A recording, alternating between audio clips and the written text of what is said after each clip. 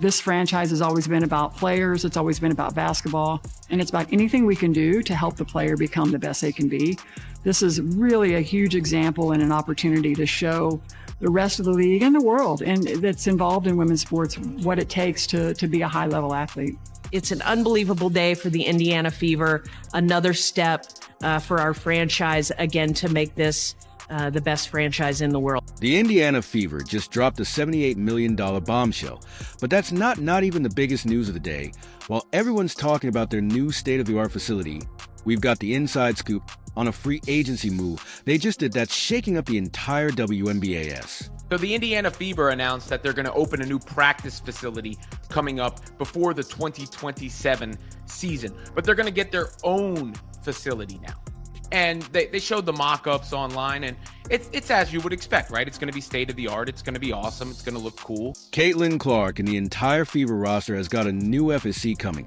But who might be joining them? We're breaking down the Fever's bold moves from their best-in-class training center to the superstar free agent. They've just confirmed Think You Know what's next for Caitlin Clark and company. Stick around to find out why Indiana might just become the hottest destination in the WNBA. Are you ready? Let's go. As the CEO of Pacer Sports Entertainment, I couldn't be more excited for both our men's and our women's teams to have their own standalone practice facilities. I think it's expanding our campus in a great way. It's providing them everything they need to have the best performance that they can on the court.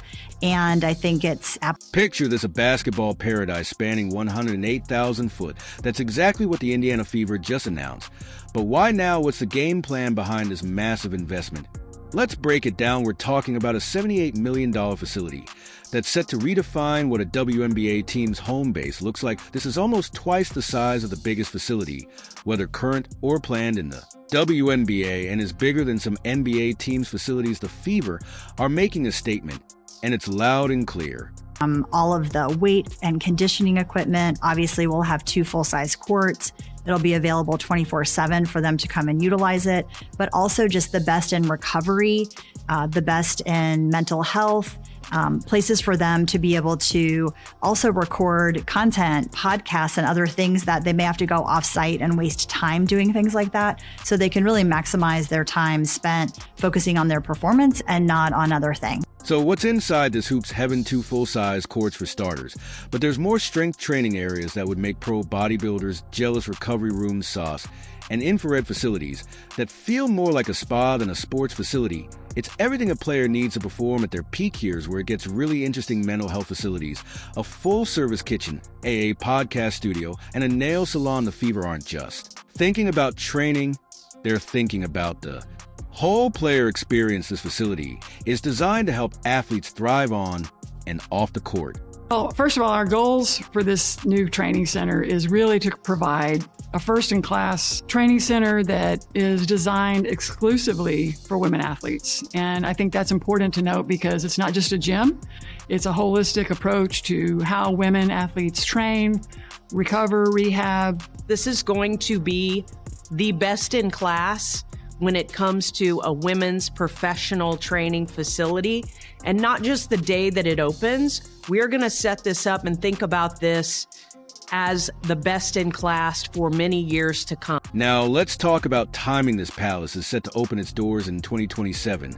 There's some serious strategy at play here. 2027 is when Aaliyah Boston's rookie deal expires. Caitlin Clark's contract is up in 2028. The Fever are laying the groundwork for their future, sending a message to their stars and every free agent out there. This is where you want to be compared this to other teams. The Connecticut Sun are sharing their practice space with birthday parties and yoga classes. Alyssa Thomas of the Sun said, "We're a professional team, we're competing for playoffs, and yet I have to share your court with a 2-year-old birthday party." Talk about a contrast. So when I played in the Connecticut Sun, we practiced in like the recreational, like the tribal facility because the team is owned by the tribe. And so sometimes there'll be be people doing like yoga classes and that's crazy. and different stuff, and like we'll be on the court like practicing on the full court, like the full During NBA your size practice court, doing that? right? And then they'll come in and we'll have to like put the divider down, Hell no. and then we'll start going on a court that was like smaller than like a high school court. Kid you not, while we're in the playoffs. They talking about keep getting it down. ready We for got a yoga playoff class game. going on over here. Yeah, and it's like you peek your head over the side, and it's like 3 people over there, like going downward dog or something crazy, right? You know what I'm saying? The stars are taking notice. Caitlin Clark's fired up posting on Instagram got me fired up on this Thursday. Aaliyah Boston's already using it as a recruiting tool, telling potential free agents that Indiana is the place to be. She says the Fever does so well at pouring into us and making us feel like the professional athletes that we are. Even basketball legend Lisa Leslie is impressed, commenting, "This is what investing in women look like. When you've got legends singing your praises, you know you're doing something right." As we look toward Indianapolis becoming the epicenter of women's sports, having professional women's sports teams and having dedicated training facilities for them is really a key piece of putting that together. This facility is more than just a building. It's a game changer that could shape the WNBA for years to come. The Fever are positioning themselves as a team every player wants to join, creating an environment where athletes can excel both on and off the court. As free agency decisions loom in the coming years, this investment could be the deciding factor that attracts top talent and keeps stars like Boston and Clark in Indiana for the long haul. Now, are you ready for some major free agent news? So we finally got the news that we expected to hear all along for Kelsey Mitchell. We finally got the news, and it is that Kelsey Mitchell of the Indiana Fever has received the core designation. Yes, Kelsey Mitchell has been cored by the Indiana Fever. Let's talk about the bombshell that just dropped in Indiana. The Fever have made a power move that's got everyone talking. They've seeded Kelsey Mitchell now. You might be wondering, what does that even mean? Well, in the WNBA, seeing a player is like putting a giant keep-away sign on them. It's a special designation that gives teams exclusive negotiating rights to a player during the free agency period. And Kelsey Mitchell, she's absolutely a star. The Fever just showed how much they value her by offering her a 1-year Supermax contract with almost $250,000. That's some serious cash. And it shows just how committed Indiana is to building a powerhouse team.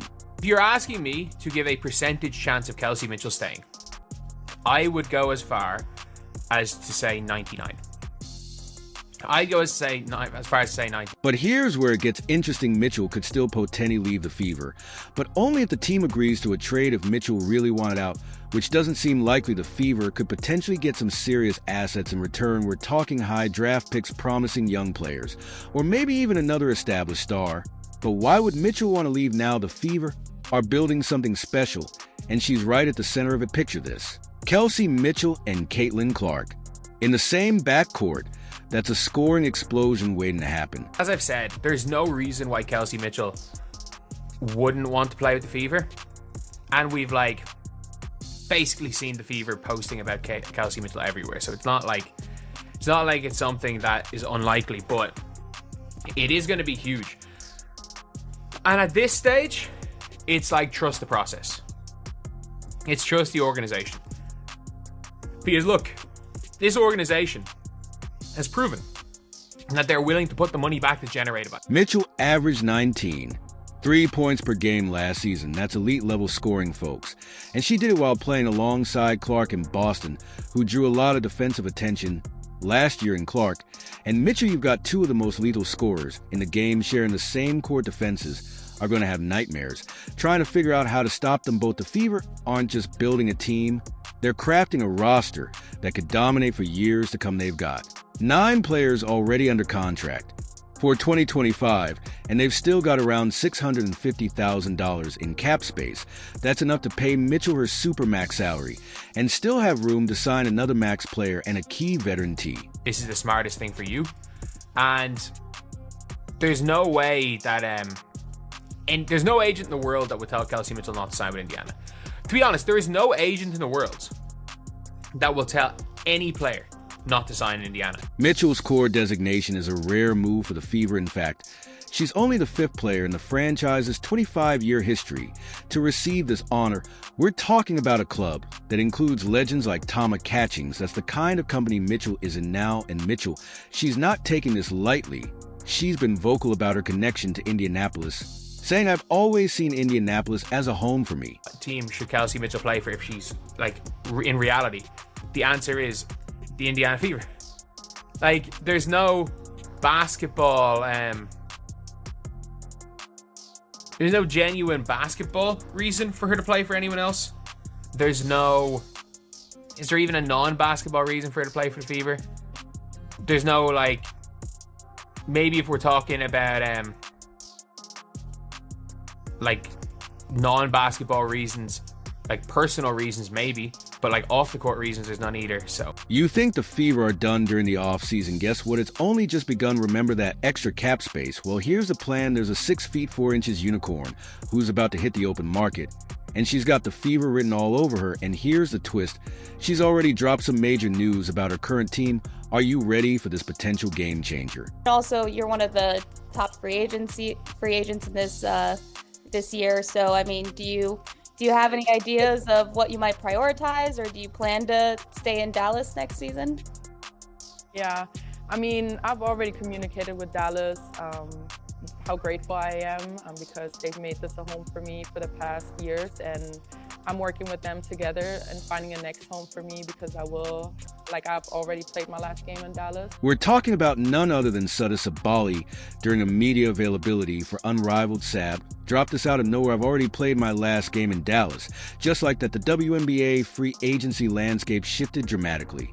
And I'm just excited. I'm excited for free agency. I'm able to talk to a lot of players outside the league because I have not played on a different team yet. And I'm excited to get to know them more on a personable level, but also knowing how they approach the game. And I just love having basketball conversations and high-level IQ conversations about the game to know where I will fit best in the future. So, where Sally headed, the New York Liberty are in the mix with Sada's sister Niara already on the team. But hold your horses, because the Indiana Fever might just have the inside track here. Why, 2 words, cap space. The Fever have got money to spend, and Solly is looking at a potential max contract, something that the Liberty cannot give unless they dump assets and deplete their bench, considering Sabrina Ionescu, Brianna Stewart, and JN. Kel Jones are already on max deals. To just following up there, I guess, because you said it's out to, what was Dallas's reaction when you communicated that to them? Obviously, at first they were still trying, but I think what is most effective is working with the player and listening to their wishes and hearing out how we can find a best solution for each other. Picture this lineup: Caitlin Clark, running point, Kelsey Mitchell. At the 2, Lexi Hull on the wing, Soto Essay at power forward, and Aya Boston holding down the paint. That's a nightmare for any team in the league last season. Sabali was a force to be reckoned with. We're talking 18. 6 points, 8. 1 rebounds, and 4. 4 assists per game, but here's where it gets really interesting. Imagine those numbers with Caitlin Clark as her point guard. Clark's court vision and passing ability could take Sa's game to a whole new level, similar to how the rest of the team's output skyrocketed because of Clark. And it's the face right now, and that's also good. She's selling out gyms. Why would you hate against that? We had a sold-out home opener. I think it was a practice game, like it wasn't even serious. We benefited from that because now we have all our fans there, and they're excited, and you have new people coming into a market. She is her own economy, and that is amazing. Sa's playing style would mesh perfectly with the Fever's existing roster. Her ability to stretch the floor, shooting 40. 6% from 3 over her last 2 seasons would create space for Boston to dominate in the paint, and her versatility on defense would allow the Fever to switch everything, giving them a defensive edge. Quality depth is going to be important. When you have a core 3 like we have, surrounding them with players who are going to, fill the roles, certainly, first and foremost, who are going to embrace the roles, secondly, and who give us the best opportunities for success by complementing what they do really, really well. If Solly does end up in Indiana, we're talking about a potential dynasty in the making. Clark, Boston, Mitchell, And Sab, that's a core that could dominate the WNBA for years. To come, we could be looking at multiple championship runs with this group. But the Fever aren't putting all their eggs in one basket. They've got options, including Gabby Williams from the Seattle Storm as a solid plan B. The suspense is here, folks. Will Sable make the move to Indiana and create a super team? Or will another team swoop in at the last minute? The WNBA landscape is about to change, and we can't wait to see how it all